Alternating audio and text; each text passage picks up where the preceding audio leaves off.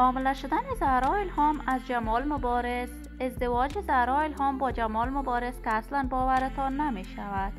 فرزند زهرا الهام دختر است یا پسر؟ دلیل دوری زهرا الهام از هنر موسیقی فاش شده است. من در این ویدیو پیرامون حقایق این ماجرا خواهم پرداخت، پس در ادامه با کانال دنیا اینفو باشید.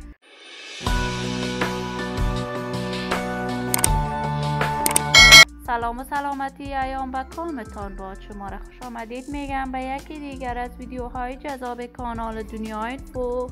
برای دوست شدن با کانال دنیا اینفو علامت سابسکرایب را فشار دهید تا از ویدیوهای دیگر کانال دنیا اینفو هم آگاه شوید. زهرا الهام هنرمند خوش صدای افغان، یکی از چهره‌های مشهور هنر در هنر موسیقی افغانستان بوده است. زهرا الهام در میان جوانان کشور شهرت و محبوبیت هنری خوبی دارد. وی کارهای هنریش را از سن نوجوانی در کشور پاکستان آغاز از استادان پاکستانی مختلف در کشور پاکستان علم موسیقی را آموخت. وی با اشتراک در برنامه ستاره افغان و شهرت و محبوبیت هنری خودش افزود. زهرا الهام با جمال مبارز در کشور استرالیا یک ماه قبل ازدواج کردند. جدیدا تصاویر زهرا الهام در صفحات مجازی دست به دست می شود که وی باردار است و به همین خاطر مدت طولانی می شود از راه هنر موسیقی دوری گزیده است.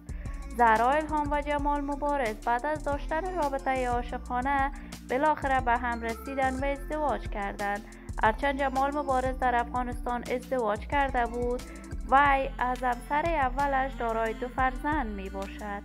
مبارز هم بعد از تحولات رژیمی در کشور با استرالیا رفته است و در کشور استرالیا مانند قبل و کارهای هنریش ادامه داده است. من آرزوی موفقیت، سعادت و خوشبختی برای این جوانان کشور خود از بارگاه عزت لایزال تمنا دارم. عزیزان و همراهان خوبم، شما هم نظریات نیکتان را در بخش کامنت با من شریک بسازید. اگر تا هنوز عضو کانال دنیا اینفو نشدید، پس برای عضویت با این کانال علامت سابسکرایب را فشار دهید.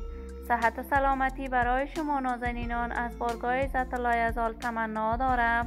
تا درودی دیگر امیتان را به لای منان سپرده، موفق و کامگار باشید.